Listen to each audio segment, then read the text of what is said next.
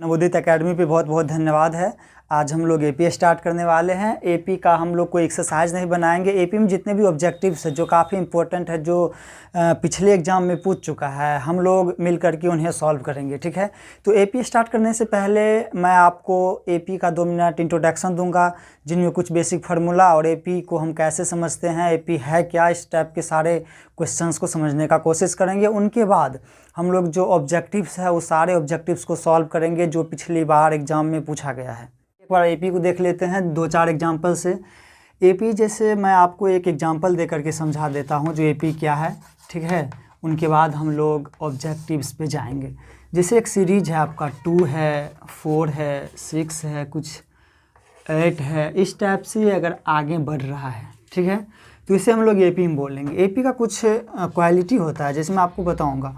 जैसे इनके प्रथम पद को ए बोला जाता है, ठीक है, प्रथम पद को ए बोला जाता है जो है 2। दूसरा पद को आप चाहे तो A2 भी लिख सकते हैं जो है 4, या प्रथम पद को आप A1 भी लिख सकते हैं। कभी कभी हमारे किताब वाले T1 भी लिखते हैं, प्रथम पद को T2 भी लिखते हैं, दूसरे पद को, ठीक है। T3 बोले तो तीसरा पद हो जाता है जो 6 है, A3 भी आपका 6 है, ठीक है। तो A1, A2, A3 या T1, T2, T3 ये सब इनके पद को लिखने का एक तरीका है, एक सिंबल है, ठीक है। इनके बाद मैं आपको बताऊंगा कि एपी का एक बेसिक जो विशेषता है वो ये है कि इनके हर एक पद का डिफरेंस हमेशा समान होता है। किसी भी स्थिति में इनके जो डिफरेंस है वो हमेशा समान होंगे। जैसे आपको 2 से 4 पे जाना है तो आपने इसमें 2 प्लस किया, फिर 4 से 6 पे जाना है, फिर आपने 2 प्लस किया, फिर आपको 6 से 8 पे जाना है, इसमें भी आपने 2 प्लस किया। एक और है, अगर आपको कोई इस टाइप का सीरीज है 2 है, 2 है, 2 है, 2 है, 2 डॉट डॉट, आपसे पूछा जाए क्या ये एपी में है, ये 0 नहीं है, सॉरी, ये डॉट डॉट आगे तक भी जा रहा है। आपसे अगर पूछा जाए कि ये एपी में है कि नहीं है तो आपको बताना पड़ेगा कि ये एपी में है कि नहीं।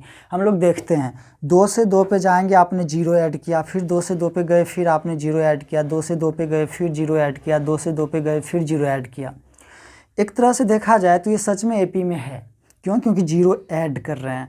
इनका प्रथम पद क्या है? प्रथम पद 2 है। डी क्या है? डी 0 है ना। इसलिए ये एक एपी में है। क्यों? क्योंकि इनके जो 10वां पद है वो भी निकल सकता है, इनके 10 पदों का योग भी हम निकाल सकते हैं, इनका 20वां पद क्या होगा वो भी हम निकाल सकते हैं। तो ये निश्चित तौर पे एपी में है। आइए एक बार इनको देख लेते हैं, तो इनके बाद हम कुछ फार्मूला देखेंगे। आइए तो कुछ फार्मूला को देख लेते हैं। जैसे कि एक एपी मैं लिख देता हूँ एक एग्जाम्पल के तौर पे। वो है, मान लीजिए वो है 2 है, 4 है, 6 है, 8 है, ठीक है। ये डॉट डॉट है, आप देख रहे हैं। अब हम लोग क्या करेंगे, यहाँ पे जो प्रथम पद होता है, प्रथम पद को हमारे एनसीईआरटी वाले ए लिखते हैं, तो हम भी लिख दिए हैं, ठीक है।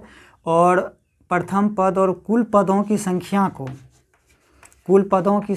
को या कोई एक विशेष टर्म को वो एन लिखते हैं, ठीक है, एनवां पद लिखते हैं, ठीक है। इसका एक फार्मूला होता है, या एक और चीज़ लिख लेते हैं, वो है सारवंतर। आप जानते हैं सारवंतर किसे कहते हैं? 2 गो पद के अंतर को सारवंतर बोला जाता है। सारवंतर को एनसीईआरटी में डी से दिखाया गया है। ये एक ऑफिशियल और बेसिक टर्म है जिन्हें आपको समझ में आना चाहिए। इनका एक फार्मूला होता है टीएन का, यानी एनवां पद का। जैसे मान लीजिए आपको दूसरा पद निकालना है, आपको 20वां पद निकालना है, आपको 5वां पद निकालना है। इस टाइप से अगर आप निकालेंगे तो ये टीएन का एक फार्मूला होता है, वो है a + n - 1 × d। मान लेते हैं, आपको मैं एक एग्जांपल दे रहा हूँ इस फार्मूला का, एक सबसे बेहतर एग्जांपल। मान लीजिए कि ये वो एपी है, आगे तक गया है। इसमें आपसे पूछा जाए, अरे बाबू मुझे बताओ इसका तीसरा पद कौन सा है, तो आप 1 सेकंड में बोलोगे पहला पद, दूसरा पद, तीसरा पद, आप बता दोगे जो तीसरा पद जो है वो 6 है। मान लीजिए इस एपी को और बढ़ाया जाए और आपसे पूछ लिया जब 50वां पद क्या है, तो हम 50 तक तो नहीं लिखेंगे, सीधा फार्मूला अप्लाई करके बता देंगे जो 50वां पद क्या है कि नहीं है। तो अगर मान लीजिए एक और पूछते हैं, अगर आपसे पूछा जाए इस एपी का चौथा पद कौन है, तो पहला पद, दूसरा पद, तीसरा पद, चौथा पद 8 है। ये तो सिंपल है और लिखा है तो हम लोग बता दीजिए। मान लेते हैं कि इसको आगे और अगर हम नहीं बढ़ाएंगे, फिर किसी ने पूछ लिया कि इसका 22वां पद क्या है, इसका 30वां क्या होगा, इसका 40वां पद क्या होगा। अगर इस टाइप से कुछ पूछ लिया जाए तो ये फार्मूला हमारा काफ़ी उपयोग में आता है। ये वैसे भी पहला फार्मूला है एपी का जो काफ़ी इंपॉर्टेंट है, इस पर आपको बहुत सारे प्रश्न आएंगे। एक फार्मूला मैं आपको और बता रहा हूँ, मान लीजिए ये एपी हमारा 20 पद तक जाता है, ठीक है, 1 2 3 4 तो लिखा हुआ है, इस तरह से 16 पद तक ये और जाएगा, ठीक है। अब आपको किसी ने पूछ लिया इनका हमको जोड़ करके बताओ, यानी 2 + 4 + 6 + 8 + इस टाइप से अगर हम 20 पद तक जोड़ेंगे, 20 नहीं 20 पद तक, यानी इस टाइप से 1 2 3 4 करके 20 पद तक अगर जोड़ेंगे तो इसका एक फार्मूला होता है SN = n/2 2a + n - 1 × d, ठीक है। ये इनका एक बेसिक फार्मूला होता है, आप इन्हें याद रखेंगे और अभी जो ऑब्जेक्टिव का एक भंडार आने वाला है वो सारा ऑब्जेक्टिव आपसे बन जाएगा। एक मैं इनका थोड़ा सा और एक्सटेंडेड फॉर्म या शॉर्ट फॉर्म आप कह सकते हैं, SN = n/2 वो है a + TN, ये भी इन्हीं का फार्मूला होता है, ठीक है। एक फार्मूला मैं आपको इनका और लिख देता हूँ, कुछ नहीं है, फार्मूला सारा एक ही है, इनको ही तोड़ फाड़ करके TN लिखा गया है, आप अगर करोगे तो हो जाएगा। एक SN का होता है n/2 a + L, L को बोला जाता है अंतिम पद, अंतिम पद बोल दो या फिर TN बोल दो, बात एक ही है। तो कहीं कहीं हमारे NCERT में ऐसा भी लिखा है कि SN = n/2 a + L, यानी प्रथम पद और अंतिम पद जोड़ दो, n/2 उससे गुना कर दो, SN निकल जाएगा, ठीक है। आप इसे नोट कर लीजिए। अब हम ऑब्जेक्टिव की ओर चलते हैं। आइए एक बार क्वेश्चन को देख लेते हैं। आपसे पूछा गया है, ऑब्जेक्टिव नंबर 1 है, एगो एपी है, 10 है, 7 है, 4 है, डॉट डॉट का आपको 30वां पद याद करना है। वैसे ये काफ़ी इंपॉर्टेंट, काफ़ी ये सिंपल है और इम्पोर्टेंट भी है, इस टाइप के क्वेश्चंस आते रहते हैं। एक बार देख लेते हैं। सबसे पहले आपको दिया गया है, दिया क्या है मैं आपको लिख देता हूँ। ए दिया हुआ है जिसको हम लोग प्रथम पद बोलते हैं, वो है 10। डी को आप लिख देंगे T2 - T1, या फिर ये फार्मूला और होता है A2 - A1, कुछ भी लिख सकते हैं डी का, ठीक है। वैल्यू वही आने वाले हैं, डी इक्वल टू, तो डी का वैल्यू कितना आ जाएगा, देखिए ये घट रहा है, पहले 10 था 7 पे आ गया, 3 घटा है, फिर 7 था 4 पे आ गया, तो डी का वैल्यू हो जाएगा -3, ठीक है। एन आपको दिया है 30, समझ रहे हैं ना, आपको निकालना है T30, तो ये हो जाएगा A + n - 1 × D, ठीक है। तो A का वैल्यू कितना है 10 है, प्लस n कितना है 30 है, -1 कर दीजिए, D का वैल्यू कितना है -3 है ना। तो ये हो जाएगा 10 + 29 गुना -3, ठीक है, कोई बात नहीं, ऐसा भी लिख सकते हैं। तो ये हो जाएंगे 10 माइनस का 9 × 27 का 7 बाकी 2, 3 दूना 6 2 8, है ना। ये हो जाएंगे -77 आंसर, ठीक है, सही जा रहे हैं, देख लीजिएगा। ये है हमारा पहला ऑब्जेक्टिव, इसे आप सॉल्व कर लीजिए और हम अब दूसरे ऑब्जेक्टिव्स की ओर बढ़ते हैं। इनको देख लीजिए, ये काफ़ी इंपॉर्टेंट है। ये है √3, √12, √27 का सार बंतर होगा, यानी कि जो आपको फाइंड करना है इनका कॉमन डिफरेंस। ये आपको एक एपी दिया गया है। सबसे पहले हम लोग क्या करते हैं, इस एपी को थोड़ा नीचे में लिख लेते हैं कि ये एपी है क्या। ये है √3, √12 और क्या है कॉमा दे करके √27 है। इनको थोड़ा सा हम लोग एक जरा सिंप्लीफाई कर लेते हैं, ठीक है। सो अभी नहीं पता चल रहा है यार कि ये एपी में है भी या नहीं है, कैसे यहाँ 3 है, यहाँ 12 हो गया है, यहाँ 27 हो गया, कुछ पैटर्न का पता ही नहीं चलता है। हम लोग क्या करेंगे, थोड़ा सा इनको सॉल्व कर लेंगे। सॉल्व करने से हमको ये होगा कि हमको मालूम हो जाएगा कि ये सच में एपी में है कि नहीं है। तो √3 कर देते हैं, √12 को हम लोग 4 गुना 3 तो लिखिए सकते हैं, √27 को हम लोग 9 × 3 लिख सकते हैं, 9 × 27, √3 रहने दीजिए। देखिए इसमें से 4 का वर्गमूल निकल जाएगा, 4 का वर्गमूल निकल करके हो जाएगा हमारा 2√3। इसमें 9 का वर्गमूल निकल जाएगा, वो होता है 3√3। अब लेकिन अब तो कोई भी बोल देगा कि सच में ये एपी में है, क्यों, एगो √3 है, 2 √3 है, 3 √3 है, इसका मतलब यहाँ 4√3 होगा, उसके बाद 5√3 होगा। सच में एक एक √3 सब में जुड़ते जा रहा है। इनका आपको डी निकालना है, जो आपसे पूछा गया है कि आप सार्वंतर निकालिए, तो सार्वंतर equal to T2 minus T1। ठीक है, ये हमारा फार्मूला होता है सार्वंतर का, आप जानते हैं। तो D इक्वल टू हमारा हो जाएगा T2 बोले तो 2√3 या माइनस T1 बोले तो √3। ठीक है, 2 को √3 में से 1 को √3 अगर घट जाएगा तो आप जानते हैं ये सिर्फ √3 बचेगा, और जो D होगा वो √3 होगा। जो अगर इस टाइप से कोई क्वेश्चन आता है तो उसको पहले आप सॉर्ट कर लेंगे, उनके बाद आप घटा करके D निकाल देंगे, फिर आगे बढ़ेंगे। वाले सवाल को आप देख लीजिए। ठीक है, ये है √2, √8, √18, √32 का आपको सार्वंतर। इससे जस्ट पीछे मैंने इस टाइप का बता दिया। अब क्या करेंगे, आप वीडियो को रोक करके इसको आपको खुद से बनाना है। ठीक है, देखिए अभी अगर मेहनत नहीं कीजिएगा तो फिर ऑब्जेक्टिव्स थोड़ा सा आपको समय लग सकता है ज़्यादा बनाने में। ठीक है, अभी मेहनत कीजिए, इनको बनाइए आप अपने से। ठीक है, चलिए देखते हैं इनको कैसे बनाते हैं। ये है √2, √8 को हम लोग 4 × 2 तो लिख ही सकते हैं। √9 18 को 9 × 2 लिख देंगे, और √32 को 16 × 2 लिख देंगे। डॉट डॉट है ना।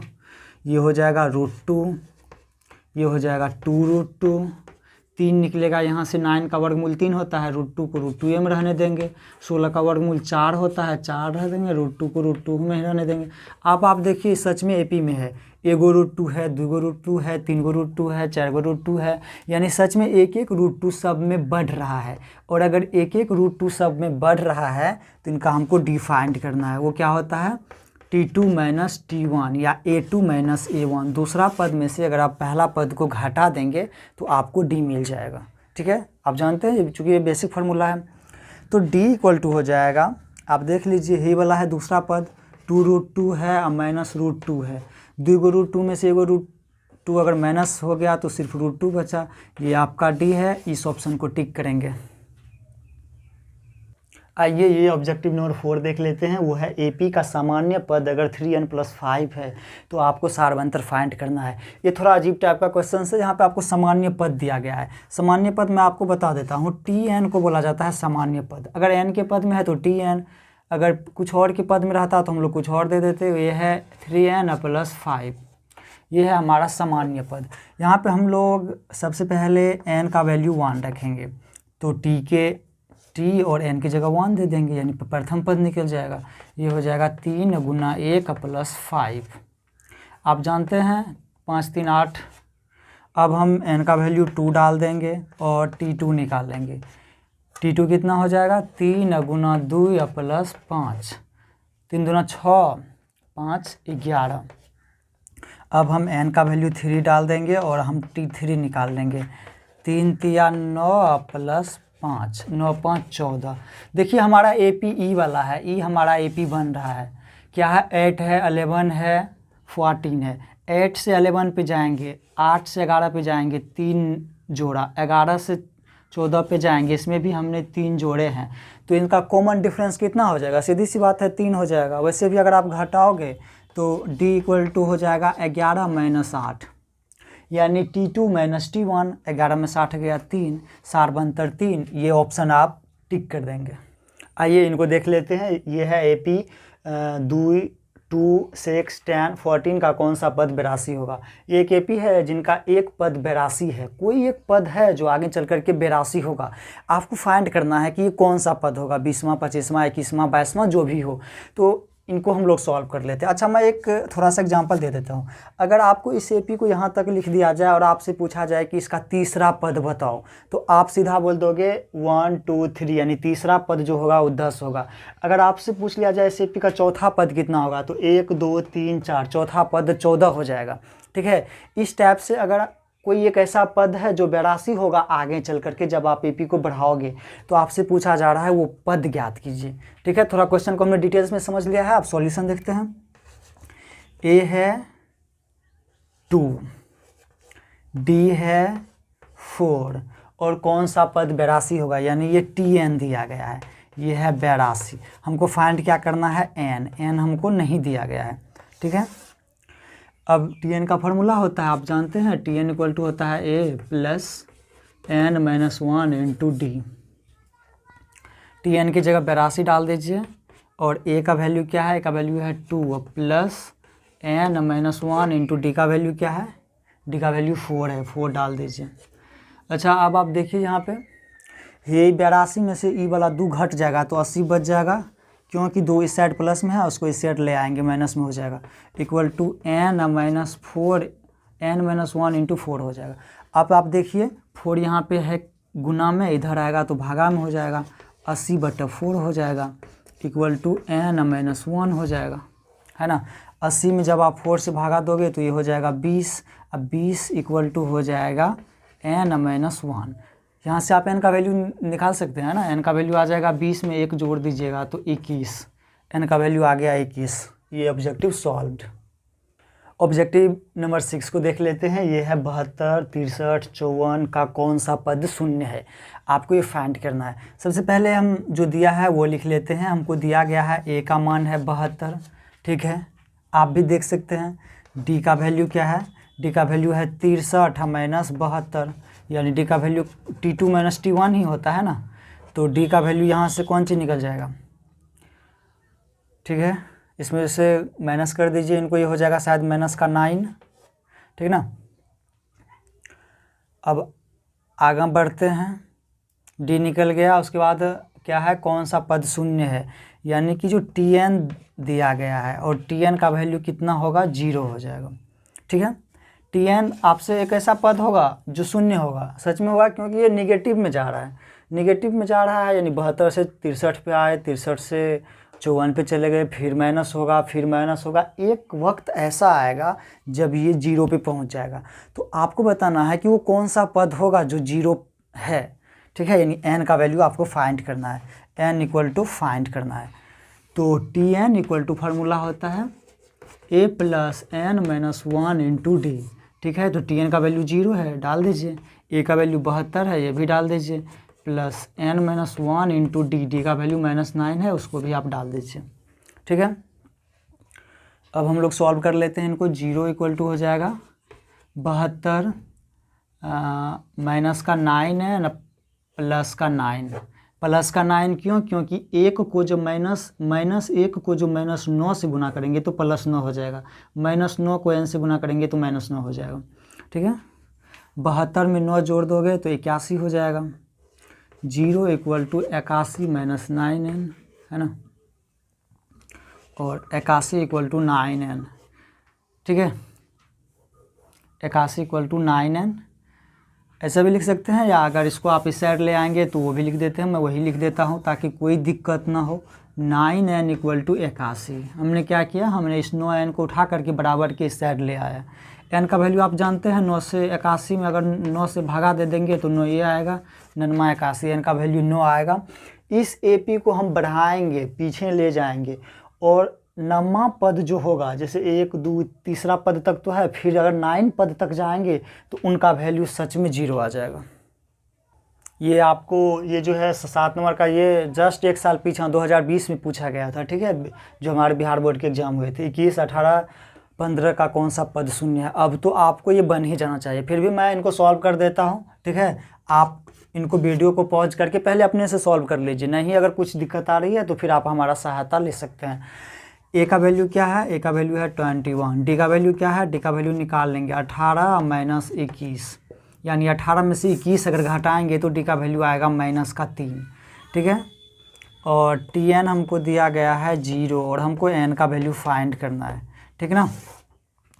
tn इक्वल टू फार्मूला होता है, आप जानते हैं, ये बहुत इम्पोर्टेंट और बार बार यूज होने वाला फार्मूला है, ठीक है। tn equal to a plus n minus 1 into D, tn का वैल्यू 0, tn की जगह 0, a का वैल्यू 21, a का 21 प्लस n माइनस का 1 इंटू डी का वैल्यू है -3, तो -3 डाल देंगे, ठीक है।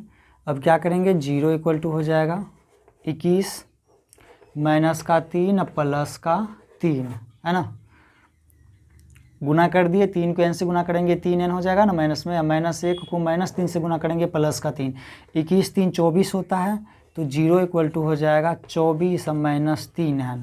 देखिए 3n माइनस में है तो इनको बराबर की साइड ले आइए, यानी 0 की जगह ले आइए, तो ये हो जाएगा प्लस में 3n इक्वल टू 24 और n इक्वल टू 24/3, 8 तिया 24 यानी n का वैल्यू 8 निकल गया। क्वेश्चन नंबर 7 का जो ऑब्जेक्टिव है वो सॉल्व हो गया है। आइए इनको देख लेते हैं। ये है ऑब्जेक्टिव नंबर 8 जो आपको बोल रहा है प्रथम 200 नेचुरल नंबर का योग ज्ञात कीजिए। ठीक है, नेचुरल नंबर 1 2 3 वाले संख्या जो है उनको हम लोग नेचुरल नंबर बोलते हैं। तो इनको लिख लेते हैं कि इनका योग कैसे ज्ञात करेंगे। पहले एपी बना लेते हैं। नेचुरल नंबर 1 से शुरू होता है, 2 3 4। आपको बोल रहा है कि आप 200 तक जाइए। ठीक है, और इस सब को आप जोड़ दीजिए, 1 + 2 + 3 + 4 + 5 + इसी तरह से आप 200 तक को जोड़ दीजिए और आप योग फाइंड कीजिए। ठीक है, तो आइए करते हैं। ए का वैल्यू हमको दिया गया है 1 है। अच्छा, आप मुझे डी का वैल्यू बताएंगे।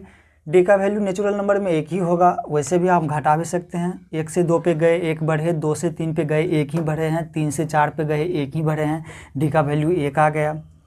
अब हम लोग देख लेंगे एन का वैल्यू कितना है, 200 है, ये भी दिया गया है। और टी एन भी 200 है, अंतिम पद भी 200 है।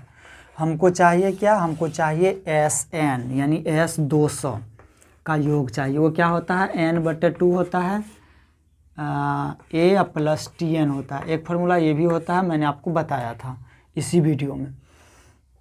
ये हो जाएगा n का वैल्यू है 200/2, ए का वैल्यू क्या है 1 है, 1 डाल दीजिए, और TN अंतिम वाला पद है 200 वो डाल दीजिए। बस आंसर निकल गया हमारा। ये हो जाएगा 200 में जब आप 2 से भागा दोगे तो 100 हो जाएगा। ठीक है, और ये हो जाएगा 201।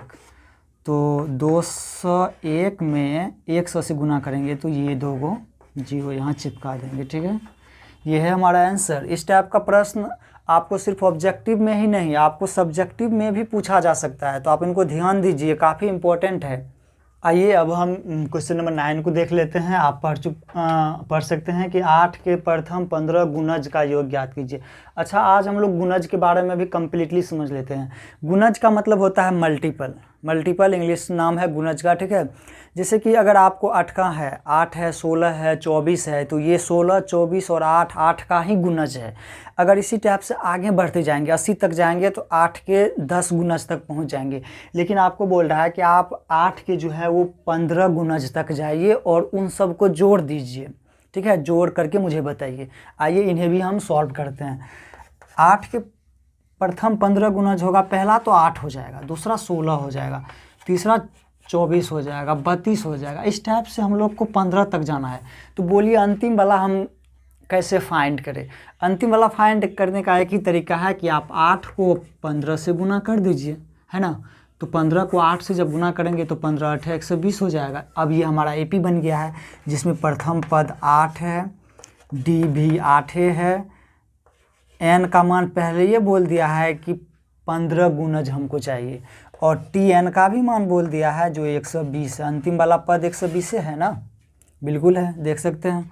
अब आपको चाहिए एस एन, क्या होता है फार्मूला, n/2 ए + TN, यही फार्मूला होता है ना। एस कितना दें, एस 15 दें, एन भी चूँकि 15 है तो 15 ही देना पड़ेगा। ए का मान कितना है, ए का मान 8 है, + TN का वैल्यू 120 है ना। इनको सॉल्व कीजिए, आपका आंसर आएगा, जो होगा उसको आप टिक कर देंगे। ये हो जाएगा 15/2 गुना 128। ठीक है, 128 में अगर आप 2 से भगा देंगे तो हो जाएगा 15 गुना, इनको 2 से काट दीजिए, 6 और 4 64, यानी 15 गुना 64। ये दोनों को गुना कर लीजिए, यहाँ लिख दीजिए, जो होगा वो आपका आंसर होगा। इसी टाइप से कोई भी प्रश्न पूछा जाए, 7 के गुणज, 8 के गुणज, 9 के गुणज, 10 के गुणज, कोई भी गुणज, आप इस आधार पे, इस पैटर्न को फॉलो करके उसे बना करके आंसर निकाल लेंगे। देखिए ये क्वेश्चंस काफ़ी इंपॉर्टेंट है, इसको आप VVI कह सकते हैं। ठीक है, ये है 2 अंकों वाली कितनी संख्या 3 से विभाज्य है। सबसे पहले आप मुझे ये बताइए कि अगर आप क्वेश्चन का मतलब समझ गए हैं, वो है 2 अंक वाली कितनी संख्या। अगर हम संख्या की बात करें जो 2 अंक से है, तो 1 से अगर हम 9 तक जाएंगे तो वो 1 ही अंक का है। जैसे हम 10 लिखेंगे वो 2 अंक का हो जाता है। 10 2 अंक का सबसे छोटा संख्या है, जिसे हम लोग 2 अंक की सबसे छोटी संख्या बोलते हैं। 2 अंक की सबसे बड़ी संख्या जाएंगे तो चलिए 99 पे। 99 से जैसे हम बढ़ेंगे 100 हो जाएगा, लेकिन 100 में 3 अंक है तो वो 3 अंक का हो जाएगा। लेकिन अगर 99 तक जा रहे हैं तो वो 2 अंक का ही होगा। तो 2 अंक की सबसे छोटी संख्या 10 है, 2 अंक की सबसे बड़ी संख्या 99 है।